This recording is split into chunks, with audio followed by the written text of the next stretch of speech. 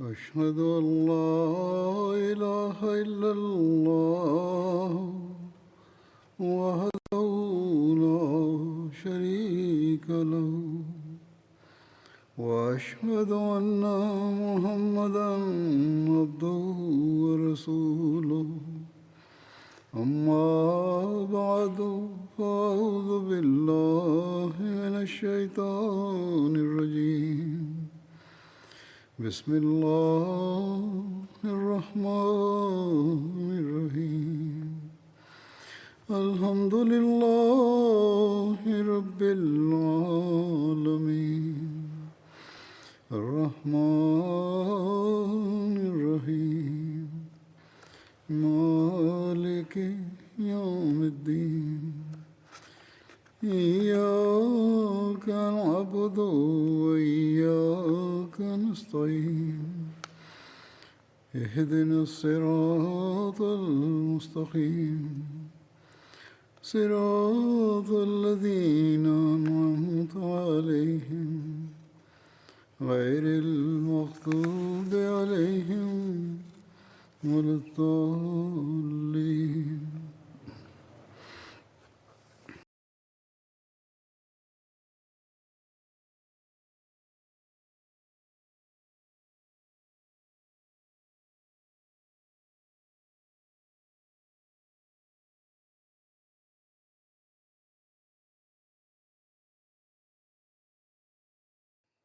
ذکر فتوحات دوران حضرت عمر ادامه داشت.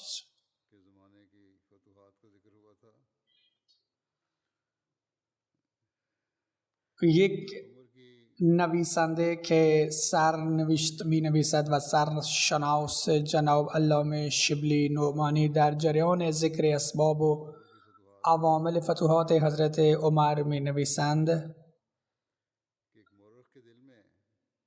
در قلب یک تاریخ نویس بیدرنگ این سوالها خطور خواهند کرد که چطور تعدادی از صحرانشینان سلطنت روم و فارس را سرنگون کردند. آیا این رخداد استثنایی تاریخ جهان بود؟ عوامل این پیش آمد چه بود؟ آیا می توان این واقعات را به فتوحات اسکندر و چنگیزخان تشبیه داده بشود؟ هرچه که اتفاق افتاد در آن فرمانروایان خلافت تا چه حد نقش داشتند؟ قبل از این که پاسخ این سوالات را بدهیم لازم می‌دانیم که وسعت و حد و مرزهای فتوحات فاروقی را بیان بکنیم. کشورهایی که تحت تصرف حضرت عمر بودند کل مساحت آن 250 و 1030 مایل مربع بود، یعنی 1036 مایل به جانب شمال مکه مکرمه و به شرق، 1027 مایل به جنوب و 473 مایل بود. تمام این فتوحات به حضرت عمر تعلق دارند و عرصه این فتوحات کمی پیش از 10 سال بود.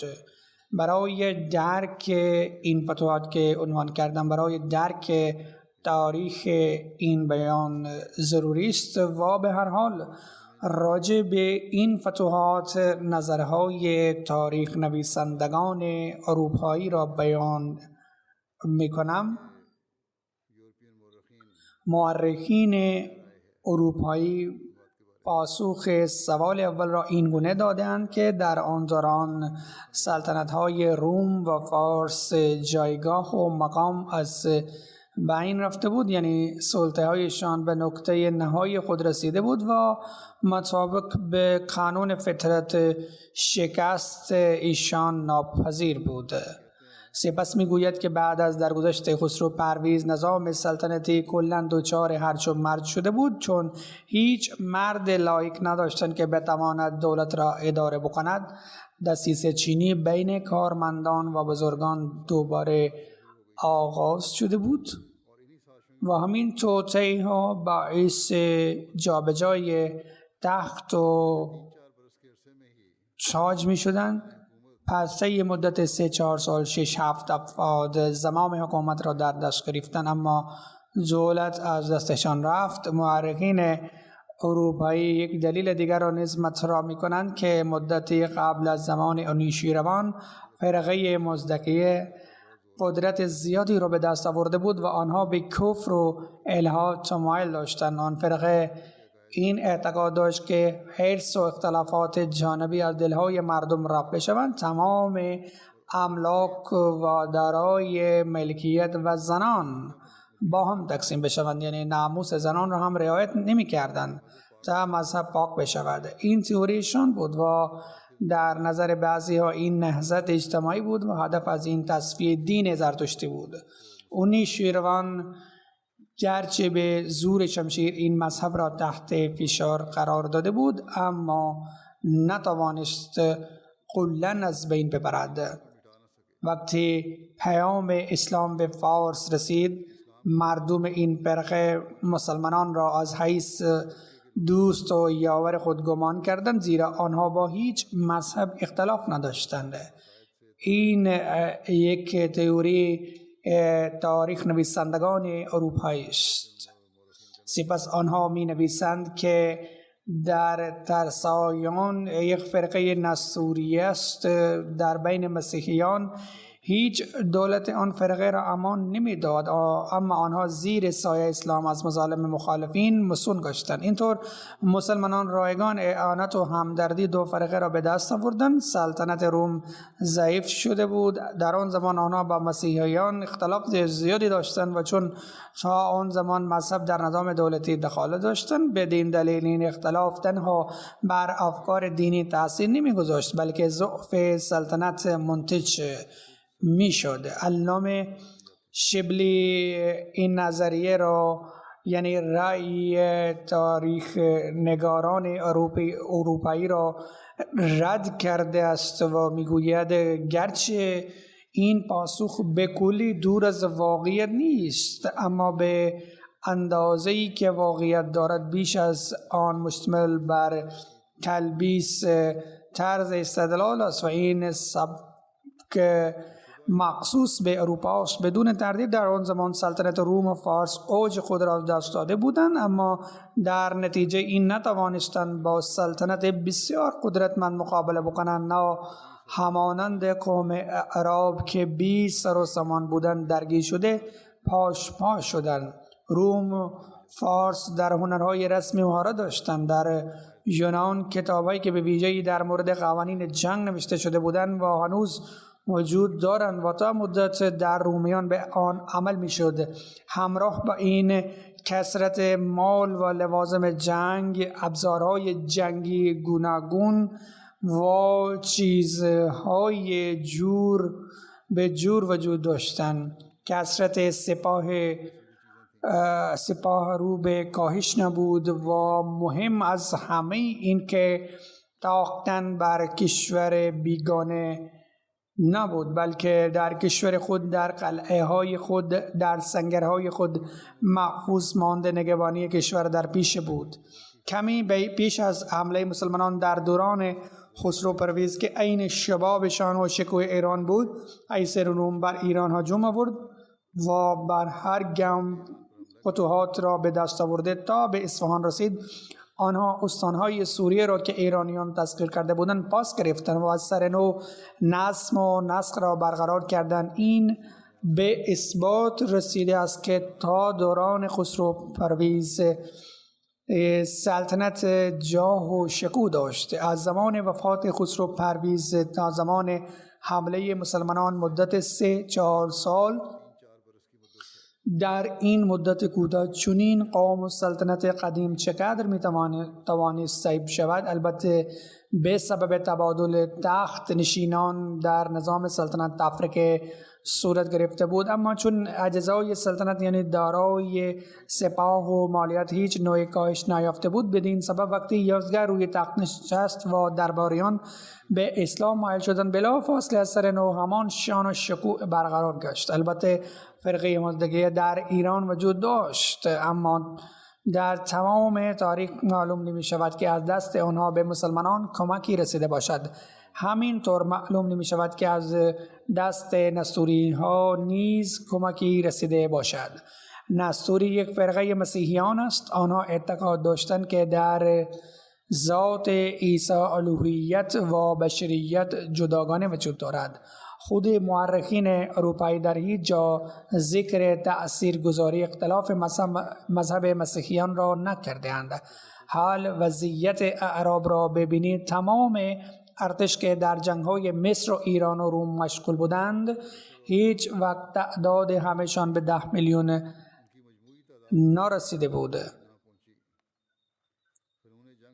به 1 میلیون نرسیده بود. حال مهارت هنرهای رسمیشان این بود که یرموک اولین جنگ بود که در آن اعراب به طرز طبیعی سفرهایی کردند. تا به هنگام جنگ چنین سفرهای لشکر را میگویند که در آن سپهسالار یا پادشاه که فرمانده لشکر را به عهده دارد در قلب لشکر می ایستد. این ترتیب را ترتیب تابعی میگویند. خود زره، چلت، پوشاک آهنین، جوشن، نوعی زره است، بکتر، 4 ورقه های آهن و فولاد که روی سینه، پشت و هر دو ران بسته می شوند، دستکش آهنین، جهلم یعنی حلقه های آویزان بر خود یا نقاب، جوراب که برای هر نظامی ایرانی ملبوس لازمی در جنگ می بود. از همه اینها اعراب تنها زره ها داشتند که معمولا چرمی می بود. ابزار حفاظتشان از آهن و فولاد ساخته شده بودند، در حالی که اعراب اگر چیزی را داشته باشند چرمی بود. رکاب به جای آهن چوبی می بود. از ابزار جنگ اعراب از گرز و کمند به کلی ناآشنا بودند. گرز نام سلاحی است که از بالا گرد و ضخیم و دسته دار می باشد و بر سر دشمن می زنند. کمند یا ریسمان را میگویند. تیرها اینقدر معمولی و باریک بودند که وقتی در جنگ قادسیه ایرانیان ابتدا آنها را دیدند گمان میکردند دوک یا سوزن هاست. نویسنده مسلمان علامه شبلی نعمانی اسباب واقعی آن را تعریف کرده می نویسند: در نظر ما پاسخ واقعی این سوال فقط این است که در آن زمان در مسلمانان جوش، عزم، مقاومت، جوانمردی و شجاعت ناشی از وجود پیامبر اکرم صلی الله علیه و آله و سلم ایجاد شده بود و حضرت عمر آن ویژگی ها را قوی و صیقل کرده بود. لذا سلطنت های روم و فارس در زمان اوج خود تاب درگیر شدن با مسلمانان نداشتند. البته با این ویژگی های مذکور مسلمانان چند امور دیگر نیز در فتوحات و تشکیل دولت معاون بود و مهمترین چیز راستبازی و دیانتداری مسلمانان بود. کشورهایی که تسخیر می شدند مردم آنجا اینقدر شیفته راستی و پارسایی مسلمانان می شدند که با وجود اختلاف مذهبی نمی خواستند که سلطنتشان سرنگون بشود. قبل از جنگ یرموک وقتی مسلمانان از نواحی شام خارج شدند همه اقوام مسیحی فریاد زدند و دعا کردند که خدا شما را به این کشور برگرداند و یهودیان تورات را در دست گرفته گفتند تا زمانی که زنده هستیم قیصر نمیتواند اینجا بیاید. دولت رومیان بر مصر و سوریه به زور حکومت میکرد. بدین سبب رومیان به زور و اعانت دولت و ارتش در مقابل مسلمانان ایستادگی کردند. رعایای هم دستشان نبود. وقتی مسلمانان قدرت سلطنت را از آن پاشیدند دیگر چیزی صد راهشان نبود و هر چیز رو به راه بود، یعنی رعایت آن کشور مزاحمشان نشد. البته وضعیت ایران نسبت به این متفاوت بود. آنجا رؤسای بزرگ زیر سرپرستی سلطنت صاحب نواحی گسترده و استانها بودند. آنها نه برای سلطنت بلکه برای دوام دولت و سلطنت ذاتی خود می جنگیدند. بدین علت با وجود تسخیر پایتخت در فارس بر سر هر گام مزاحمت ها صد راه مسلمانان شده، اما آنجا نیز عامه مردم شیفته مسلمانان می شدند. لذا بعد از فتح برای تشکیل دولت از دست آنها به مسلمانان کمک شانی می رسید. عامل دیگر این بود که مسلمانان ابتداً بر سوریه و عراق حمله کردند و بر هر دو مقامات اعراب در تعداد زیادی زندگی می کردند. در سوریه حاکم دمشق از خانواده غسانی بود که فقط اسماً فرمانبردار قیصر بود و در عراق خانواده لخنی در حقیقت صاحبان کشور بودند. گرچه بی‌کسرا جهت خراج چیزی را می‌دادند چون اعراب بومی مسیحی شده بودند، بدین سبب اول در برابر مسلمانان ایستادگی کردند، اما جوش و یک پارچگی قومی نتوانست به هدر برود. رؤسای بزرگ عراق به زودی به اسلام گرویدند و بعد از این که به آنها مسلمان شدند هم دست مسلمانان شدند. پایان کار در سوریه نیز مسلمانان اسلام را پذیرفتند و از جنگ دولت روم رهایی یافتند. اینجا نام بردن اسکندر و چنگیز به کلی بی محل است. بدون تردید آنها فتوحات بزرگ را به دست آوردند، اما چطور؟ در عوض ظلم، ستم و قتل عام. از احوال چنگیز همه با خبرند. اگر فتوحات اسکندر را با فتوحات اسلام مقایسه کنیم، حال اسکندر این است که وقتی به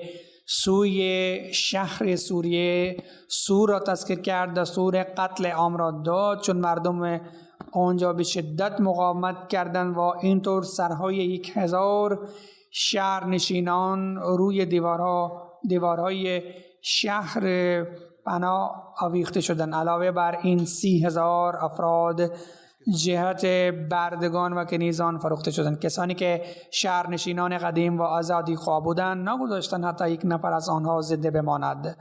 استخر یکی از شهرهای قدیم فارس بود. وقتی اسکندر آن را فتح کرد، تمام مردان آن شهر را کشت و از این قبیل خونریزی و بیرحمی های دیگر نیز در کارنامش ثبت شده‌اند. پس چطور میتوان فتوحاتش را با فتوحات اسلامی مقایسه کرد؟ معمولاً این قول معروف است که سلطنت با ظلم و ستم باقی نمیماند و این حرف از این لحاظ درست است که ظلم نمیتواند پایدار بماند و سلطنت های اسکندر و چنگیز زیاد دوام نیاد، ولی برای فتوحات سریع از این قبیل صفاکی و بیرحمی سودمند ثابت شده، چون بخش بزرگی از رعیت به هلاکت میرسد و به آن مردم تمام کشور مرعوب میشوند و از این طریق امکان سرکشی و فساد باقی نمیماند. همین سبب است که چنگیز، بختنصر، تیمور و نادرشاه و غیره تمام فاتحان بزرگ که گذشتند صفاق و بیرحم نیز بودند، اما در فتوحات حضرت عمر رضی الله عنه هیچگاه قانون و انصاف زیر پا گذاشته نشد.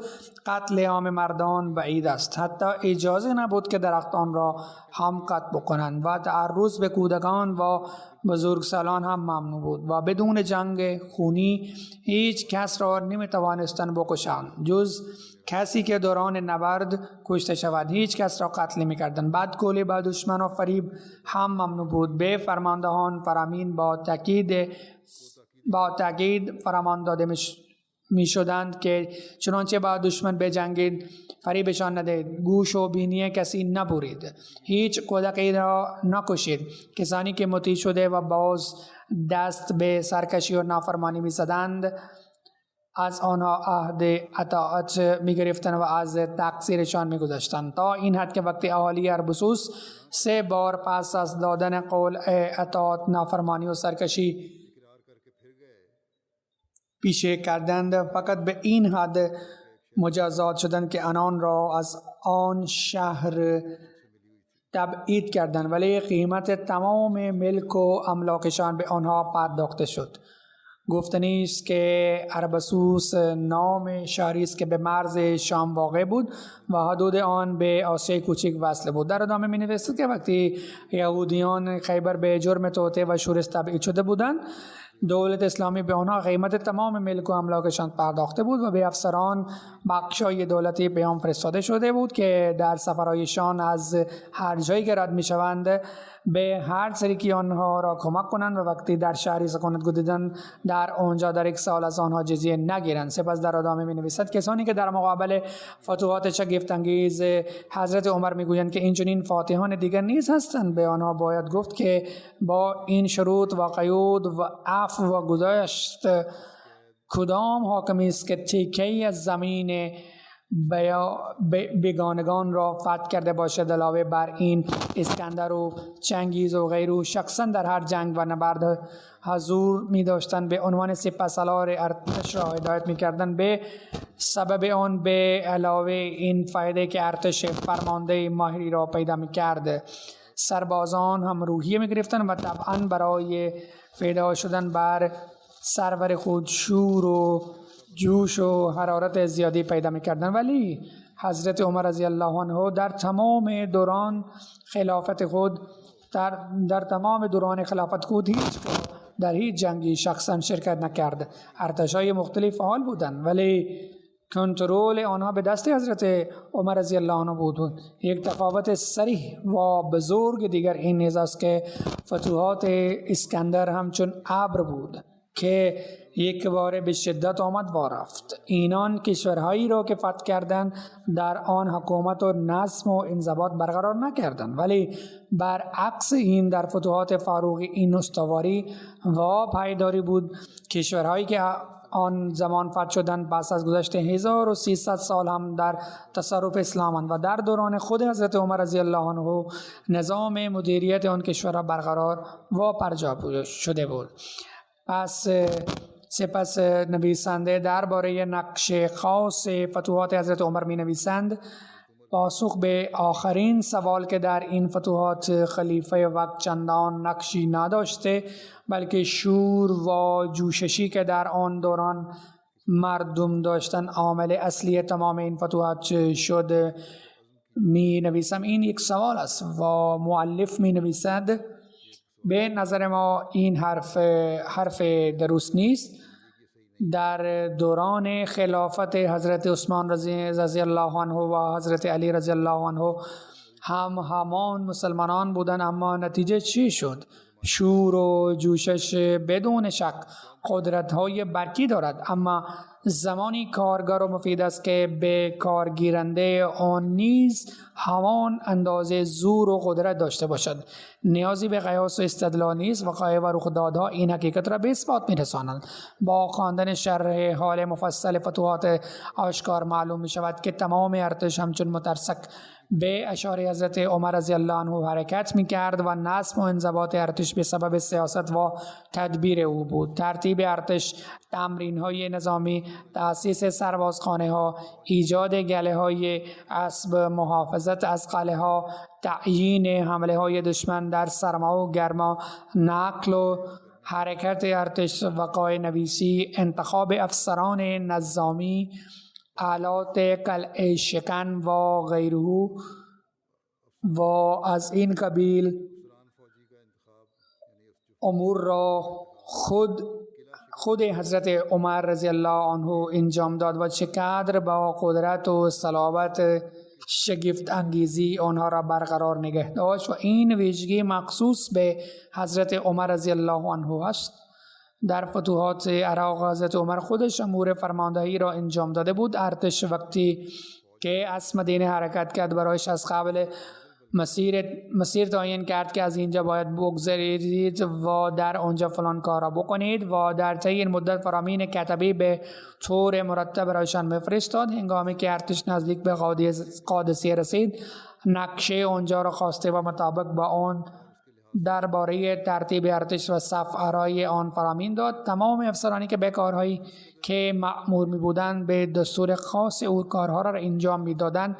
وقایع عراق را اگر در تاریخ تبری به طور مفصل نگاه کنید آشکارا به چشم می خورد که یک سپاه سالار بزرگ از دور ارتش ها را مدیریت می کند و هر چه انجام می شود به اشاره او صورت می گیرد. تمام در تمام این نبردها که در مدت 10 سال جنگیده شد، 2 نبرد خطرناکترین بود. یکی جنگ نهاوند، وقتی که ایرانیان در استانها مأمورانی را فرستادند که با آنها در کل کشور علیه مسلمانان آتش شعله ور کردند و با آماده کردن ارتش صدها هزار نفر به سوی مسلمانان حرکت کردند. و دوم وقتی قیصر روم با کمک اهالی جزایر دوباره به هم لشکر کشی کرده بودند. در این هر دو نبرد این حسن تدبیر حضرت عمر رضی الله عنه بود که از طرف این طوفان در راه از بین برد و از طرف دیگر آن کوه مشکلات را شکن کرده.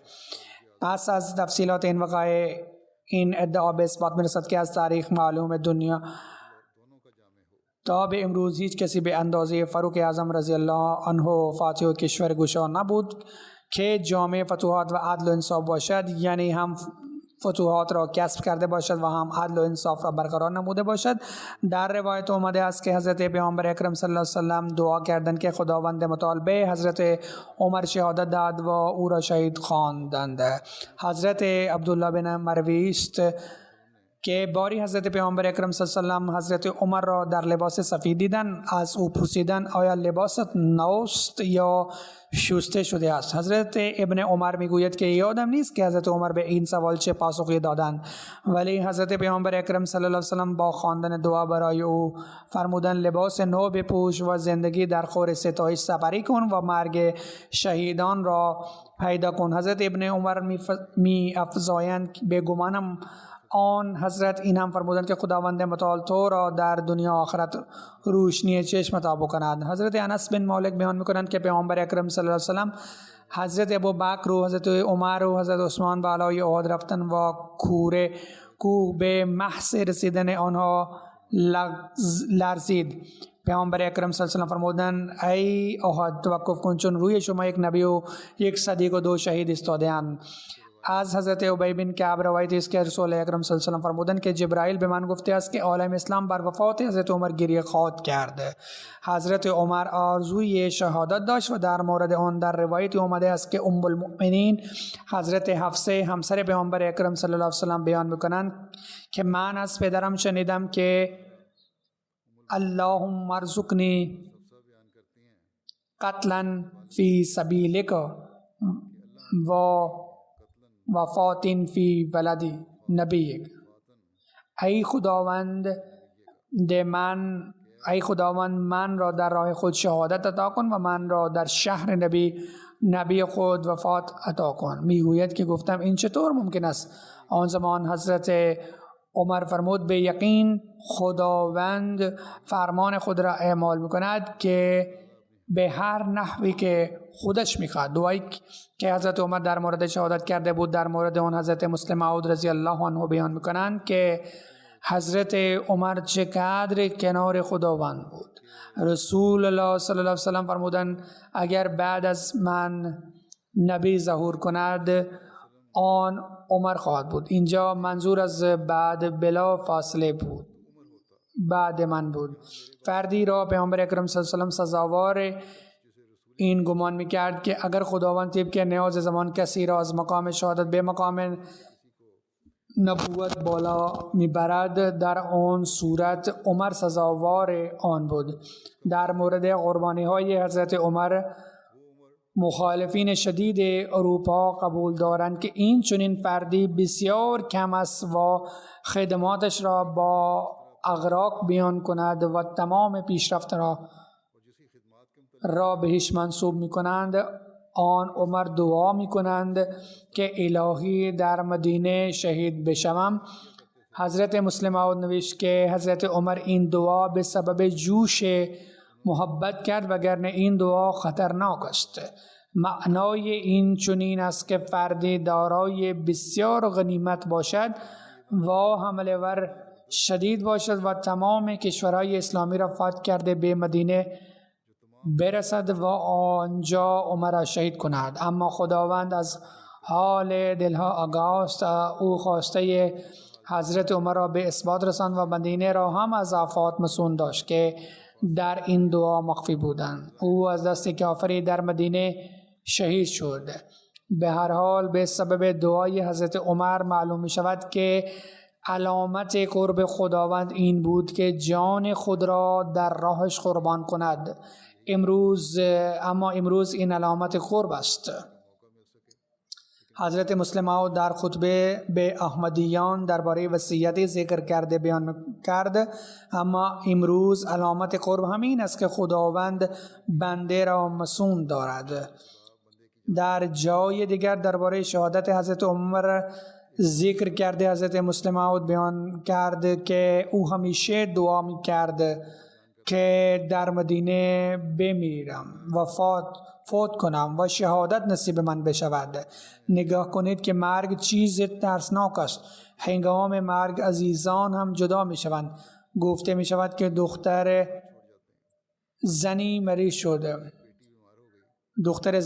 حضرت مسلم ماؤد بیان می کنند، این رخداد را تعریف می کنند که مردم چگونه از مرگ می ترسند.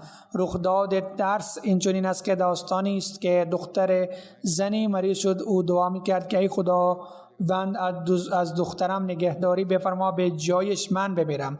اظهار محبت با دخترش می کرد. اتفاقا شبی ریسمان گاو و آن زن باز شد و ظرفی در گلویش گیر کرد و او با همان ظرفی هر سو می دوید. با نگاه این منظره که قیافه گاو جور دیگر بود بسیار ترسید. او بیدار شد و دید که قیافه گاو جور دیگر است. او فکر کرد که شاید دعای او مستجاب شده است و اسرائیل برای جان کنی آمده است.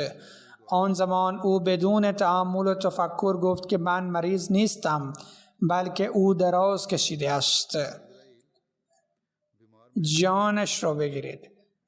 یعنی به طرف دخترش اشاره کرد. حضرت مسلم ماؤد نوشت که این قدر جان عزیز است که انسان هر تلاشی میکند که از آن محافظت کند. او دعا میکرد وقتی خطر را حس کرد آن زمان به طرف دخترش اشاره کرده که جانش ببرید. فرمود که انسان هر تدبیری میکند تا از جان خود محافظت کند و برای درمانش ورشکسته می شود. اما صحابه آرزو را داشتند که همین جان را در راه خداوند بدهند و حضرت عمر دعا می کرد که در مدینه به شهادت رسانده شوم.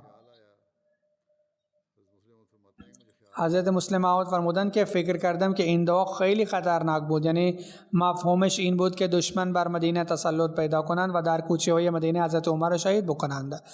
اما خداوند این دعاها را به شکل دیگر قبول کرد و کسانی که مسلمانان خوانده شد از دست شهید شد.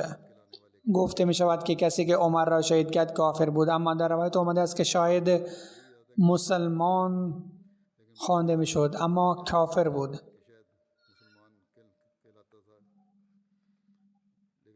یعنی حضرت مسلم ماؤد اول کافر گفت و بعدن گفت که مسلمان خوانده می شد. به هر حال اطمینان کامل داشت مسلمان بود یا کافر بود. نزدیک برخی او مسلمان نبود. خودش نوشت که برخی مسلمان نبود، اما برده بود که دستش خداوند عمر را به شهادت رساند.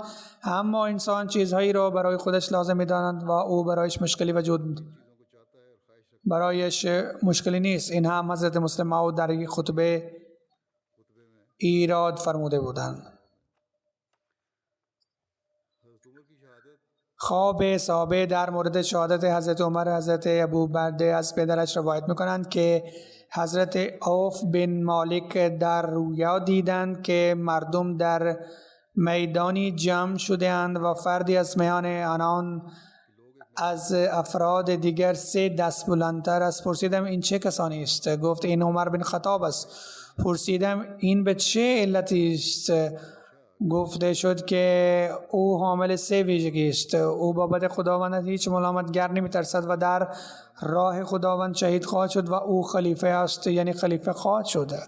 حضرت عوف با شنیدن این پیش حضرت ابوبکر آمد و تعریف کرد. عوف خودش برای بیان خواب خودش پیش حضرت ابوبکر آمد و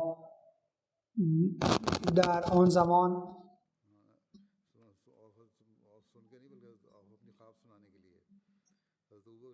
حضرت ابو بکر حضرت عمر را فراخواند و بشارت داد و به حضرت عوف گفت که رویای خود تعریف کنید. راوی میگوید که وقتی بهش گفته شد که او خلیفه خواهد شد، حضرت عمر او را توبیخ کرد و او ساکت شد، چون در دوران حضرت ابو بکر این اتفاق افتاد. وقتی حضرت عمر خلیفه منتخب شد و به سوریه رفت، هنگامی خطبه ایراد میکرد و حضرت عوف را دید، عمر او را صدا کرد و روی منبر آورد و بهش گفت که رؤیای خود را تعریف کنید.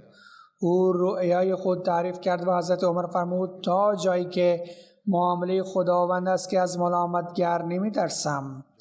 امیدوار هستم که خداوند من از میان همان کسانی بسازد و امر دوم که خلیفه خواهم بود.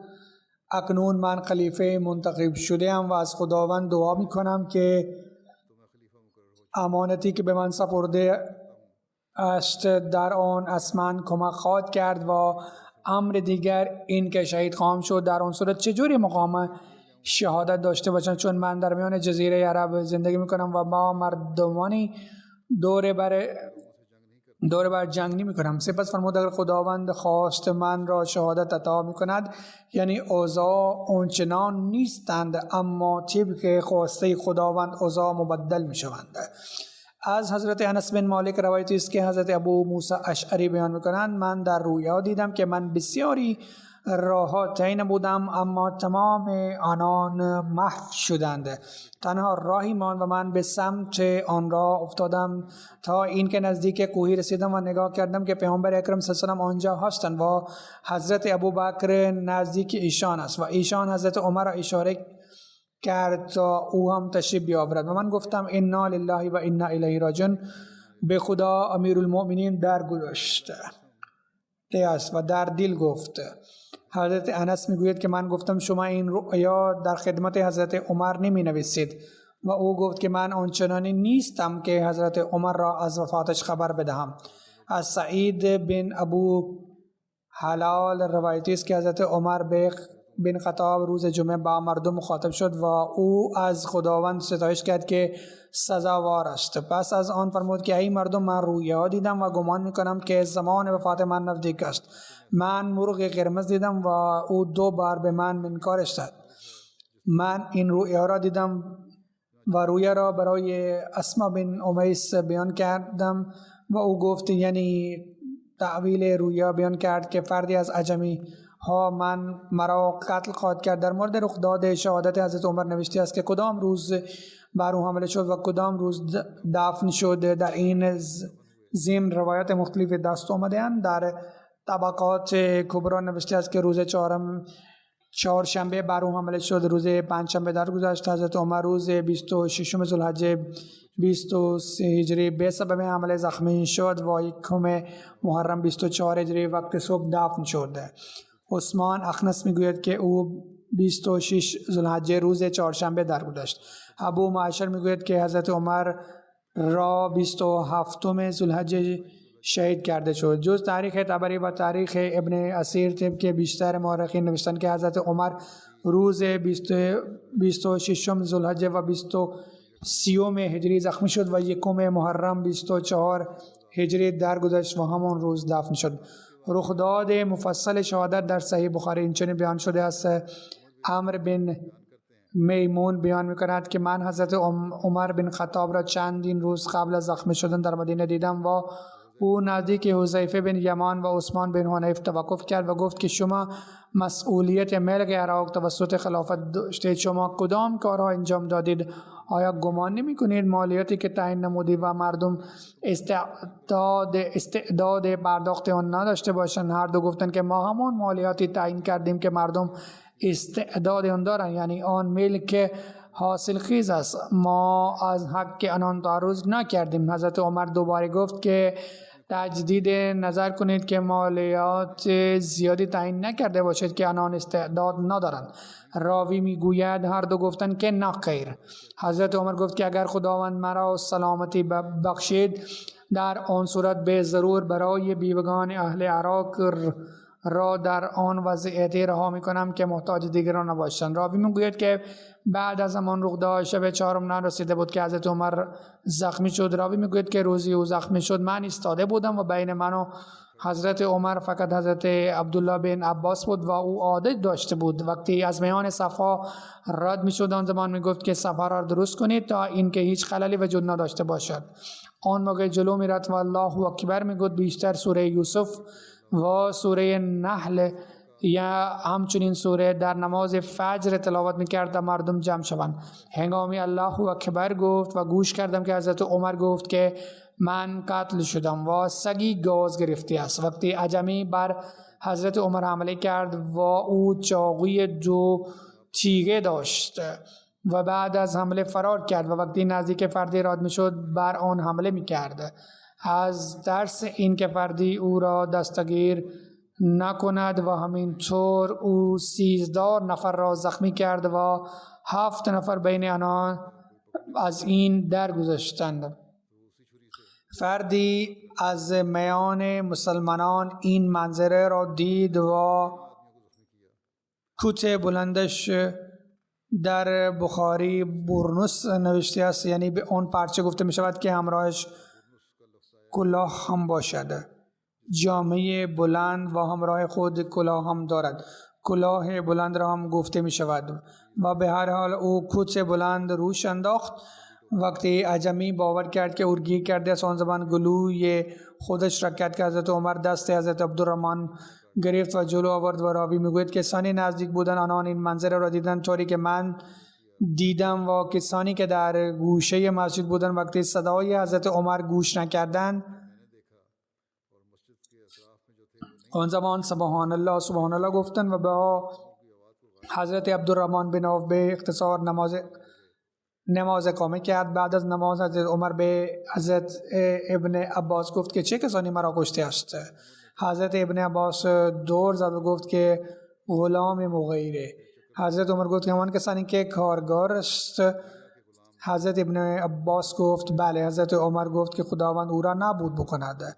من درباره وی فرمان داده بودم که باش رفتار خوبی داشته باشید. شکر خداوند است که خداوند من را از دست کسانی به قتل رسانده است که ادعای اسلام کرده باشی. یعنی به سبب این امر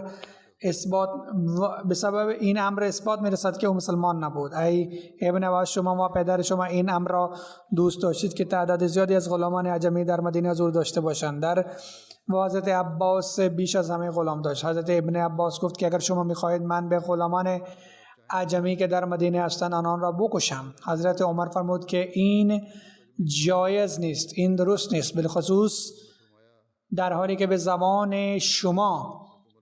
محلی شما گفتگو میکنند و رو به قبله شما میکنند و نماز میکنند و مانند مثل شما حج میکنند. بسیاری از غلامان مسلمان شده بودند. بعد از آن ما حضرت عمر را به خانهش آوردیم، ما هم همراهش به خانه اومدیم.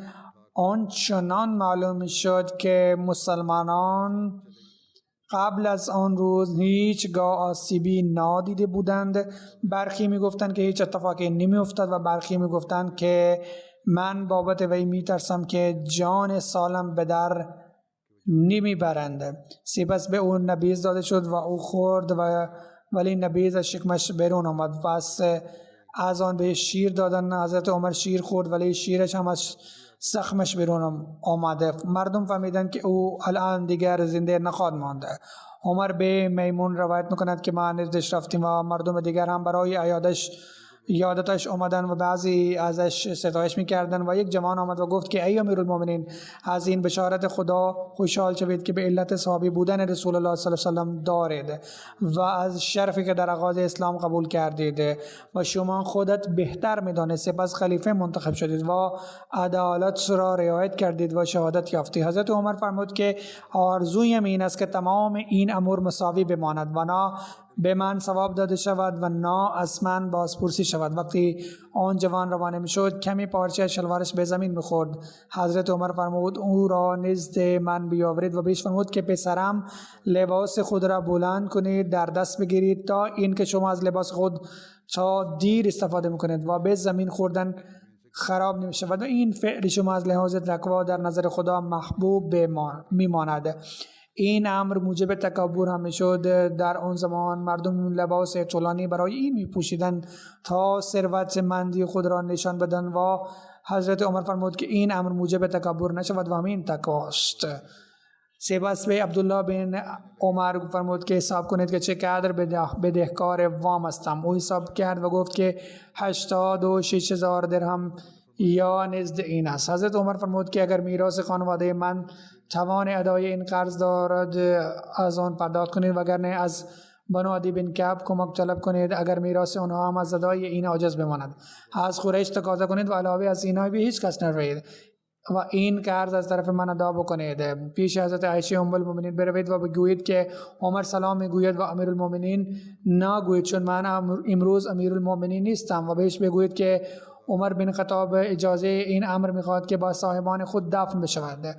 در شرح بخاری عمدة القاری اینطور آمده است که حضرت عمر آن وقت این گفت که گمان کرد که زنده نخواهد ماند و برای حضرت عایشه در این اشاره بود که با گفتن امیرالمؤمنین ایشان نمیترسد. چنانچه عبدالله سلام گفت و اجازه ورود طلبید و درون خانه رفت و دید که او نشسته گریه میکند. حضرت عبدالله گفت که عمر بن خطاب شما را سلام گفتید و اجازه تدفین و صاحبان خود میطلبد. حضرت عایشه فرمود که من اینجا را برای تدفین خود نگه داشته بودم، ولی امروز من ایشان را بر ذات خود مقدم میکنم. وقتی حضرت عبدالله برگشت و به حضرت عمر خبر داد که عبدالله آمده است، حضرت فرمود مرا بنشانید و شخصی او را نشاند و به عبدالله فرمود چه خبری آوردید؟ عبدالله گفت که آن که شما دوست دارید حضرت عایشه اجازه داده است. فرمود الحمدلله، بیش از این به هیچ چیزی فکر نکردم. وقتی من میمیرم مرا به آنجا ببرید و سلام بگویید و بگویید که عمر اجازه میخواهد. اگر او اجازه میداد مرا در حجره برای تدفین ببرید و اگر او مرا باز بگرداند مرا به گورستان مسلمانان ببرید. ام المؤمنین حفصه آمد و زنهای دیگر هم آمدن. وقتی ما آنها را دیدیم و از آنجا برخاستیم و ایشان نزد حضرت عمر ماندند و کمی گریه میکردند و وقتی مردم اجازه ورود به حجره طلبیدند ایشان بیرون رفتند و ما صدای گریه آنان میشنیدیم. مردم گفتند که ای امیرالمؤمنین وصیت کنید کسی را خلیفه مقرر کنید. او فرمود من حق خلافت علاوه از این نفر به هیچ کس نمی بینم، چون نبی کریم صلی الله علیه وسلم در آن حال فوت شدند که آنان از اینها راضی بودند. سپس اسامی حضرت علی، حضرت عثمان، حضرت زبیر، حضرت طلحه، حضرت سعد و حضرت عبدالرحمن بن عوف برد و گفت که عبدالله بن عمر در میان شما حاضر خواهد بود، ولی در این معامله یعنی خلافت هیچ حقی نخواهد داشت و اگر خلافت به سعد رسید و خلیفه خواهد شد والله آن که از شما امیر ساخته خواهد شد از سعد کمک و راهنمایی بطلبد، چون من او را برای این برکنار نکردم که او از بجا آوردن کاری عاجز بود و نه برای این که او خائن بود. نیز فرمود که من به خلیفه که بعد از من خواهد بود اولا برای مهاجرین وصیت میکنم که حق آنها را مورد نظر خود قرار بدهد و تکریم آنان کند و برای انسان هم توصیه میکنم که در مدینه زندگی میکردن و پیش از آمدن مهاجران اسلام قبول کرده بودند که کسی که از میان آنها کارمند هست آن را قبول کند و کسی که کوتاهی میکند ازش صرف نظر بکند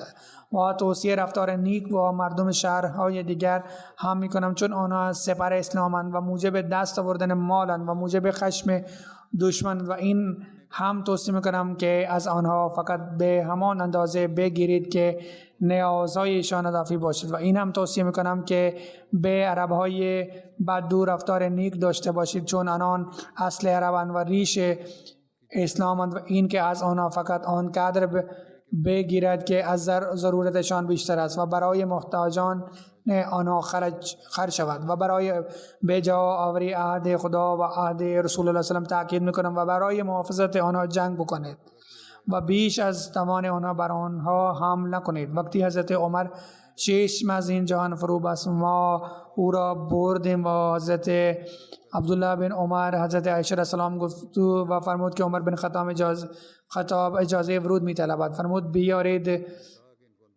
چنانچه او را درون حجره بردیم و با صاحبانش به خاک سپردیم و بعد از تدفین شما مردم جمع شد که حضرت عمر اسم آنان برده بود تا انتخاب خلافت شود و در مورد این آینده بیان خواند کرد.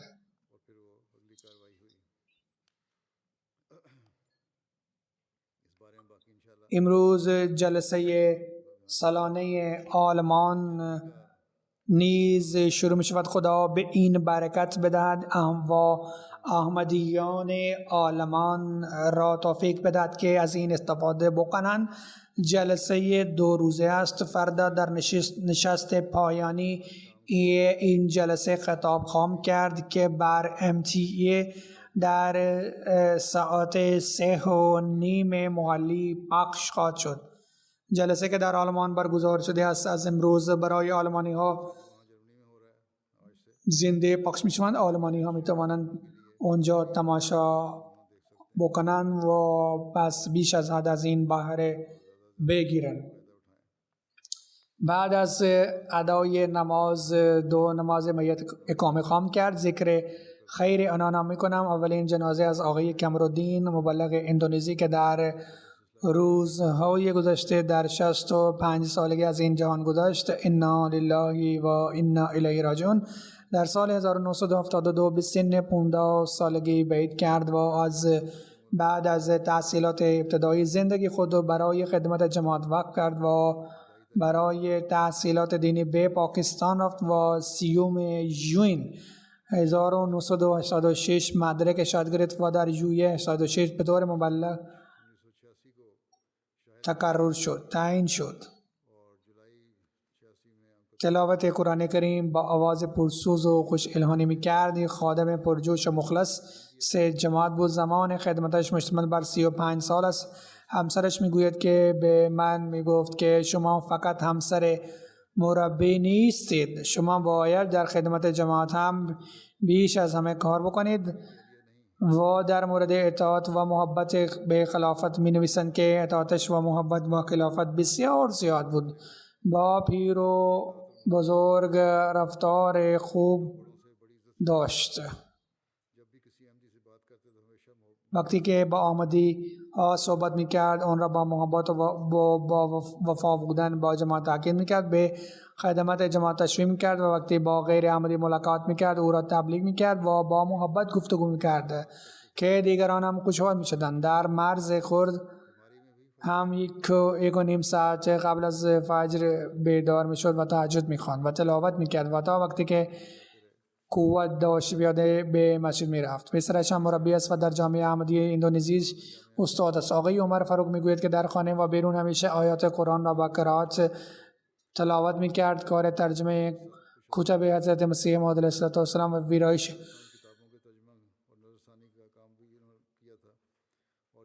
و ویرایش آنها هم انجام می داد و تا زمانی که ترجمه می کرد قصیده می سرود. وقتی رخدادهای حضرت رسول کریم صلی الله علیه و سلم را بیان می کرد اشک از مژگانش سرازیر می شد و بیشتر رخدادهای ابتلا بر احمدی ها و تکالیف آنها و فداکاری هایشان را بیان می کرد و وقایع شخصی خود را هم بیان می کرد و چقدر با مصائب روبرو شد. پسر کوچک آقای ظفرالله خان بیان می کند که پدرم یک مردم عالی همت و اولوالعزم بود. زندگی ساده گذران و همیشه صرفه جویی را ترجیح داد. خدا به او رحم بکند و درجاتش را به افزاید.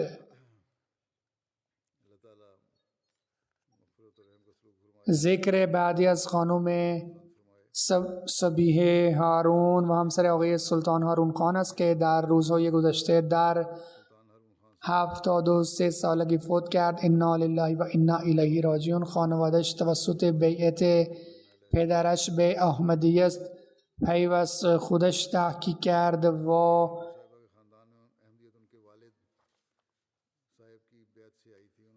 در 18 سالگی برداشت حضرت مسلم موعود رضی الله عنه بیعت کرد. بعدش پدر بزرگش هم بیعت کرد. او 3 پسر و 3 دختر داشت که یکی از اینها داماد حضرت خلیفة المسیح الرابع است.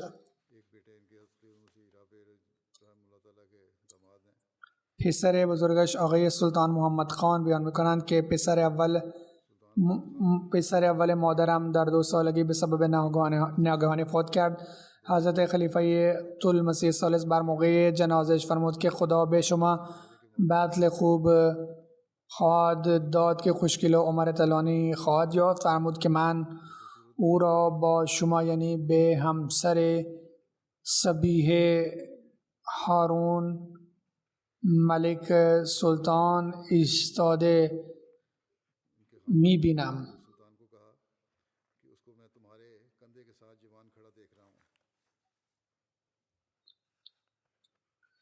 پسرش سلطان میگویند که خوششانسم از کودکی تا امروز وقت زیادی با مادرم گذراندم. خیلی مهربان و از خطا عفو کننده بود. هیچ وقت غیبت کسی نمی‌کرد.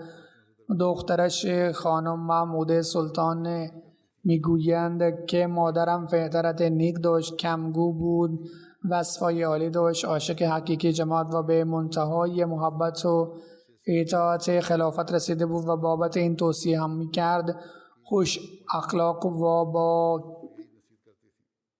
نزدیکانش رفتار خوب میکرد، مهماندار داری و در نزدیکانش معروف و دل هیچ کس را نمی ازود، غیبت را دوست نمی داشت و ما را هم از این من میکرد و از مجلسی که در آن غیبت میشد برمیخواست. نفرت از قیافش عیان بود. همیشه عفو میکرد. میگویند دشمنی که به پدرم حمله کرد هرگز برایش بددعا نکرد و همیشه میگفت که من دعا میکنم که خدا راهنماییشان کند. لطف و منت ویژه‌ای با مریضان داشت و به این طور کمکشان میکرد که دست چپش خبر نداشت. دختر دومش خانم وجیه میگوید که او طبع آرام داشت. او بسیار خیریه میکرد و بی سر و صدا صدقه و خیرات میکرد و دوست نداشت زیاد به آن اشاره بکند. خداوند به او بخشش شور رحمت کند و فرزندانش را توفیق ادامه کارهایش بدهد. الحمد لله نحمده ونستعينه ونستغفره ونؤمن به ونتوكل عليه ونعوذ بالله من شرور أنفسنا ومن سيئات أعمالنا من يهده الله فلا مضل له ومن يضلل فلا هادي له ونشهد أن لا إله إلا الله ونشهد أن محمدا عبده ورسوله عباد الله رحمكم الله إن الله يأمر بالعدل والإحسان وإيتاء ذي القربى وينهى عن الفحشاء والمنكر والبغي يعظكم لعلكم تذكرون اذكروا الله يذكركم وادعوه يستجب لكم ولذكر الله أكبر.